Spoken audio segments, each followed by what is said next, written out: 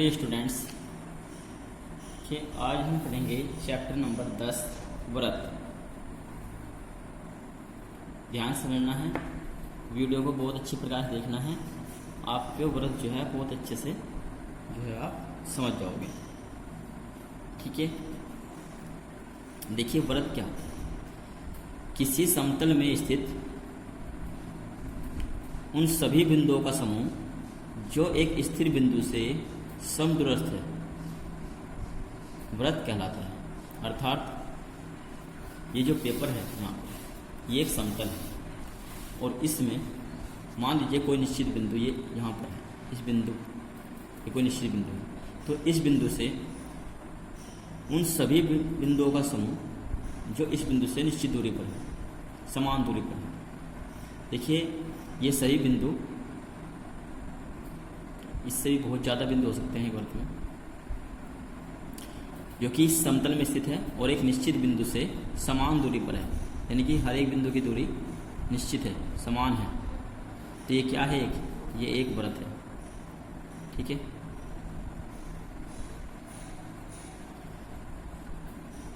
जब हम इन्हें मिलाएंगे तो एक व्रत बनेगा। तो उन सभी बिंदुओं का समूह जो किसी निश्चित बिंदु से समान दूरी पर हो व्रत कहलाता है। इस निश्चित बिंदु यानी जो स्थिर बिंदु है यहाँ पर, ये इसको हम बोलते हैं व्रत का केंद्र। इसको हमने प्रेजेंट कर दिया ओ से। व्रत के केंद्र से देखिए परिधि पर बहुत सारे बिंदु हैं, अनंत बिंदु है। तो मान लीजिए कोई बिंदु है जो व्रत पर स्थित है, बिंदु ए। तो ओ और ए के जो बीच की दूरी है इसे हम कहते हैं व्रत की त्रिज्या। ये क्या है? व्रत की त्रिज्या है। इसे स्मॉल आर से प्रेजेंट करते हैं। देखिए व्रत पर बहुत सारे अनंत बिंदु है। यदि हम व्रत के किन्हीं दो बिंदुओं को, मान लीजिए कोई बिंदु है बी और यहाँ पर कोई बिंदु है मान लीजिए सी, तो यदि व्रत के किन्हीं भी दो बिंदुओं को हम मिलाएंगे कहीं पर भी, तो ये जो रेखाखंड है BC इसे बोलते हैं व्रत की जीवा। ठीक है, यदि हम ऊपर खींचे और ये भी व्रत की जीवा है, ये भी व्रत की जीवा है। यदि ये जीवा केंद्र से होकर जाएगी, यहाँ से ये व्रत का केंद्र है O, तो यदि जीवा व्रत के केंद्र से होकर जाएगी तो इसे हम कहेंगे व्रत का व्यास। क्या कहेंगे इसे? व्रत का व्यास। इसमें जो AD है ये व्रत का व्यास है। OA व्रत की त्रिज्या है, OD भी व्रत की त्रिज्या है और AD व्रत का व्यास है। और BC या यहाँ पर कोई बिंदु, आप दो बिंदु लोगे और इसे मिलाओगे आपस में, तो ये रेखाखंड क्या कहलाएगा? व्रत का जीवा कहलाएगा। तो व्रत पर स्थित किन्हीं भी दो बिंदुओं को मिलाने पर हमें जीवा प्राप्त होती है और व्रत की सबसे बड़ी जीवा उसका व्यास होती है जो केंद्र से होकर जाती है। ठीक है, यदि हम बिंदु A से इस वृत्ताकार पथ पर घूमकर बिंदु A पर ही आए तो ये जो कंप्लीट वृत्ताकार पथ है ये है व्रत की परिधि। क्या बोलते हैं इसको? व्रत की परिधि कहते हैं। ठीक है,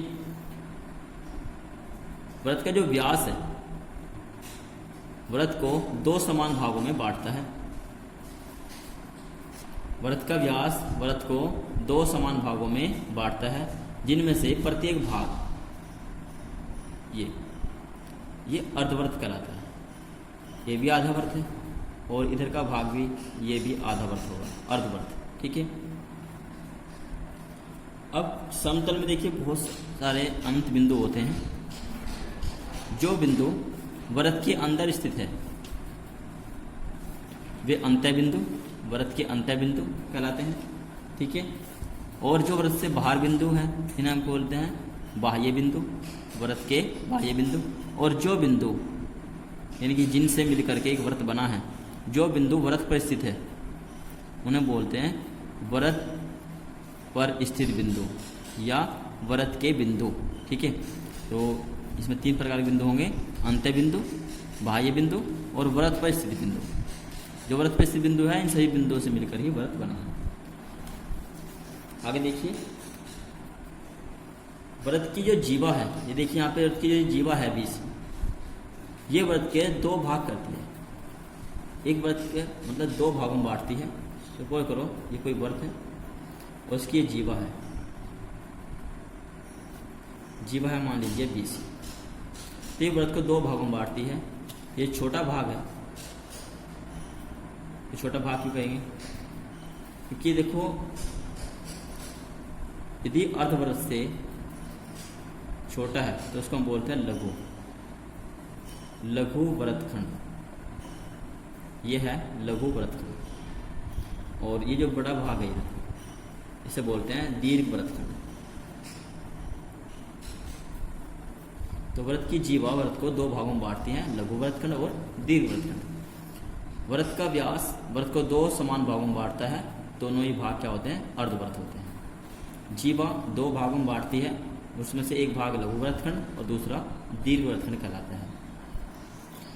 यहाँ से ये जो व्रत पर जो बिंदु है बी और सी, ये जो वृत्ताकार भाग है बी और सी के बीच का वृत्तीय भाग, इसे बोलते हैं हम चाप। और इस रेखंड को बोलेंगे जीवा। ध्यान रखना है, जीवा ये भाग है यहाँ से रेखंड, और चाप की बात करेंगे तो चाप है ये, इसे बोलते हैं चाप बीसी। ठीक है, आगे देखिए। अब आगे देखिए बेटा, मान लीजिए कोई व्रत है, इसका केंद्र है O और व्रत पर कोई दो बिंदु है P और मान लीजिए कोई बिंदु है Q। तो यदि हम बिंदु P और Q को व्रत के केंद्र से मिलाएंगे तो ये जो OP है ये भी त्रिज्या है, OQ ये भी त्रिज्या है, और ये है PQ चाप। तो चाप, त्रिज्या और ये त्रिज्या, यहाँ के जो बीच का जो भाग है ये, इसे बोलते हैं हम त्रिज्या खंड। त्रिज्या खंड। और कौन त्रिज्या खंड है ये? लघु त्रिज्या खंड। और ये जो भारी भाग है, जो बाकी शेष बचा हुआ है, इसे बोलते हैं दीर्घ त्रिज्या खंड। लघु त्रिज्या खंड और दीर्घ त्रिज्या खंड। लघु व्रतखंड जीवा से कटेगा, जीवा व्रत को दो भाग में बांटे, और दीर्घ व्रतखंड। और त्रिज्या खंड त्रिज्या से कटेगा। और यहाँ पर है केंद्र और बना कोण थीटा। आगे देखिए संकेंद्रीय व्रत। संकेंद्रीय व्रत वे व्रत होते हैं जिनका केंद्र बिंदु एक ही होता है और त्रिज्याएं भिन्न भिन्न होती है। मान लीजिए कोई व्रत है जो इस बिंदु को केंद्र मानकर खींचा गया है, और ये भी कोई व्रत है जो इसी बिंदु को केंद्र मानकर खींचा गया है, ये भी कोई व्रत है, इसके अंदर भी कोई व्रत है, इससे बाहर भी कोई। तो यानी कि बहुत सारे व्रत बन सकते हैं। तो ये सब क्या है? ये सब व्रत संकेंद्रीय व्रत है, यानी कि वे सभी व्रत जिनके केंद्र एक ही होता है और त्रिज्याएं भिन्न भिन्न होती है, संकेंद्रीय व्रत कहलाते हैं। ठीक है, वे सभी व्रत जिनका केंद्र बिंदु एक ही होता है, त्रिज्याएं भिन्न भिन्न होती है, संकेंद्रीय व्रत कहलाते हैं।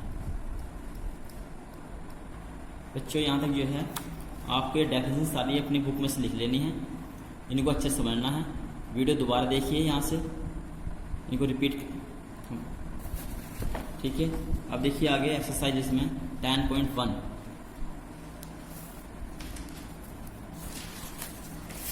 खाली स्थान भरिए। नंबर 1, व्रत का केंद्र। व्रत का केंद्र व्रत के में स्थित है, यानी कि बाहर भाग में स्थित है या अभ्यंतर यानी कि मध्य बीच में स्थित है, उसके अंदर स्थित है या बाहर। तो व्रत का केंद्र, यहाँ देखिए व्रत का जो केंद्र है अभी बता दें, बहुत सारे बिंदु होते हैं एक समतल में, और जो व्रत के अंदर होंगे स्थिति में अंत्यवर्त के बिंदु होंगे, और बाह्य ये बाह्य बिंदु होंगे जो इससे व्रत बाहर होंगे, और जो व्रत पे स्थित है वो वृत्तीय बिंदु होंगे।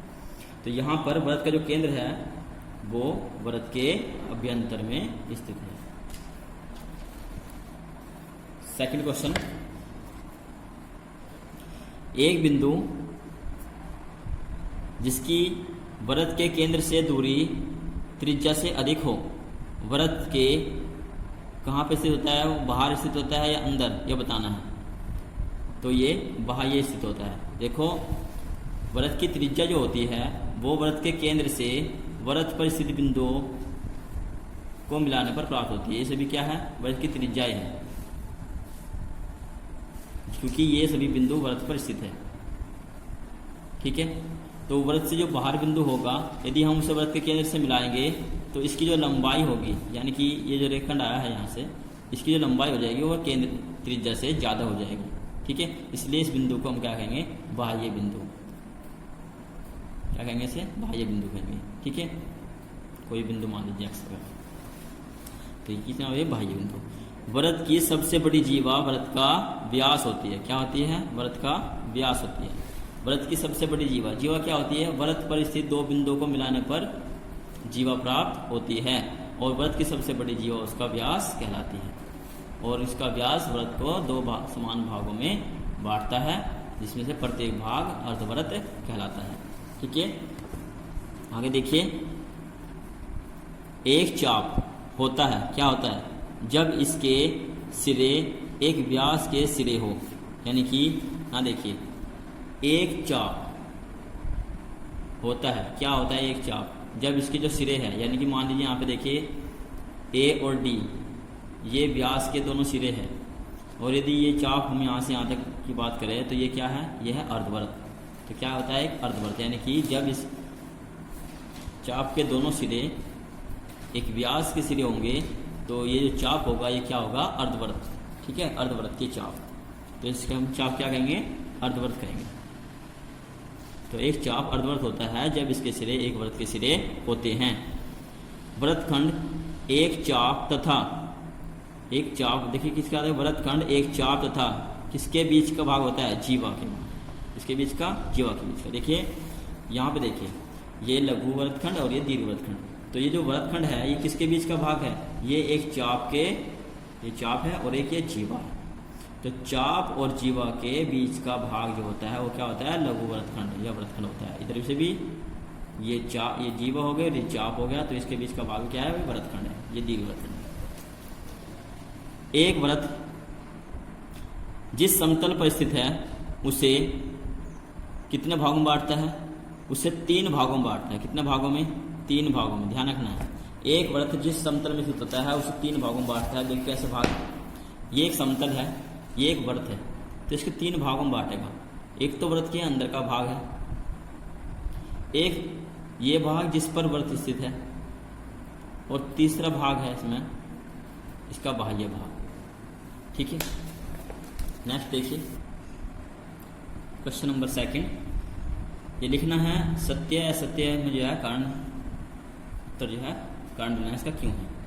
क्वेश्चन नंबर 1, केंद्र को वृत्त पर किसी बिंदु से मिलाने वाला रेखाखंड वृत्त की त्रिज्या होती है। तो ये सत्य है। कैसे है, देखिए केंद्र को वृत्त के किसी बिंदु से, यहाँ देखिए अभी समझाया था हमने, केंद्र है ये O और ये वृत्त पर कोई बिंदु है A या फिर C या फिर ये B या D, तो केंद्र को वृत्त पर स्थित बिंदु से मिलाने वाला जो रेखाखंड है ये सभी क्या है, ये सभी त्रिज्याएं है, ये सत्य है। ठीक है, दूसरा, एक वृत्त में समान लंबाई की परिमित जीवाएं होती है। देखिए एक वृत्त में समान लंबाई की परिमित जीवा नहीं होती, अपरिमित होती है। परिमित का मतलब है कि लिमिटेड, और एक वृत्त में अनलिमिटेड जीवाएं होती है। ठीक है, तो ये असत्य है। यदि एक वृत्त को 3 बराबर चापों में काट दिया जाए तो प्रत्येक भाग दीर्घ चाप होता है, यह भी गलत है, ऐसे नहीं होता। वृत्त की एक जीवा जिसकी लंबाई त्रिज्या से दुगुनी हो, वृत्त का व्यास है, ये सही है। देखिए वृत्त की एक जीवा, तो देखिए ये जो व्यास है यहाँ पर, यह भी वृत्त की एक जीवा है, ये सबसे बड़ी जीवा वृत्त का व्यास होती है। तो ये जो है DA चित्र में, ये OA की दुगुनी है, डबल है। यदि यहाँ से यहाँ तक की दूरी मान लीजिए 4 है तो यहाँ से यहाँ तक की हो जाएगी 4 और 4 ही हो जाएगी 8। तो यानी कि वृत्त की जो सबसे बड़ी जीवा है इसकी जो लंबाई है वो त्रिज्या की दुगुनी है। ठीक है, नंबर 5, त्रिज्या खंड जीवा और संगत चाप के बीच का क्षेत्र होता है। त्रिज्या खंड, देखिए यहाँ पे ये त्रिज्या खंड है, इसने कहा कि त्रिज्या खंड जीवा और चाप के बीच का भाग होता है। देखिए जीवा और चाप के बीच का भाग वृत्तखंड होता है, त्रिज्या खंड नहीं होता। ठीक है, तो ये असत्य हो जाएगा। 6, वृत्त एक समतल आकृति है, सही है। वृत्त जो है एक समतल आकृति है। अन्य महत्वपूर्ण प्रश्न खाली स्थान भरने हैं। नंबर 1, वृत्त की कोई जीवा वृत्त को 2 भागों में बांटती है, प्रत्येक भाग को वृत्तखंड कहते हैं। क्या कहते हैं? वृत्तखंड। देखिए, वृत्त की कोई भी जीवा वृत्त को कितने भागों में बांटती है? तो ये 2 भागों में बांटती है, और प्रत्येक भाग, ये वृत्त की जीवा है, ये प्रत्येक भाग को क्या कहते हैं? हम वृत्तखंड कहते हैं। ये आएगा वृत्तखंड।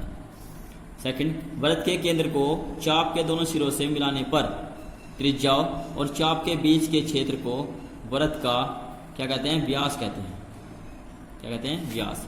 देखिए, वृत्त के केंद्र को चाप के दोनों सिरों से मिलाने पर, यहाँ व्यास नहीं हुई, त्रिज्या खंड आएगा, त्रिज्या खंड कहते हैं। वृत्त के केंद्र को चाप के दोनों सिरों से मिलाने पर त्रिज्याओं और चाप के बीच के क्षेत्र को वृत्त का त्रिज्याखंड कहते हैं। यहाँ देखिए, ये वृत्त का केंद्र है और ये चाप है PQ। इसके दोनों सिरों को जब हम केंद्र से मिलाएंगे तो ये जो भाग आ रहा है, दोनों त्रिज्याओं और चाप के बीच का जो भाग है, इसे क्या कहते हैं? त्रिज्याखंड कहते हैं। आगे देखिए, वृत्त का जो व्यास है, ये जो वृत्त का व्यास है, देखिए यहाँ पे, ये त्रिज्या का दुगुना है। किसका दुगुना है? त्रिज्या का। वृत्त के केंद्र से परिधि की दूरी प्रत्येक जगह समान होती है, यानी कि बराबर होती है। वृत्त की जीवा की अधिकतम लंबाई वृत्त के व्यास के बराबर होती है। किसके बराबर होती है? व्यास के। देखिए, वृत्त की जो सबसे बड़ी जीवा होगी वो क्या होगी? वृत्त का व्यास कहलाती है। यहाँ तक के क्वेश्चन आपको अपनी बुक में, सॉरी नोटबुक में लिखने हैं। ठीक है, ये एक्सरसाइज आपकी कंप्लीट हो चुकी है।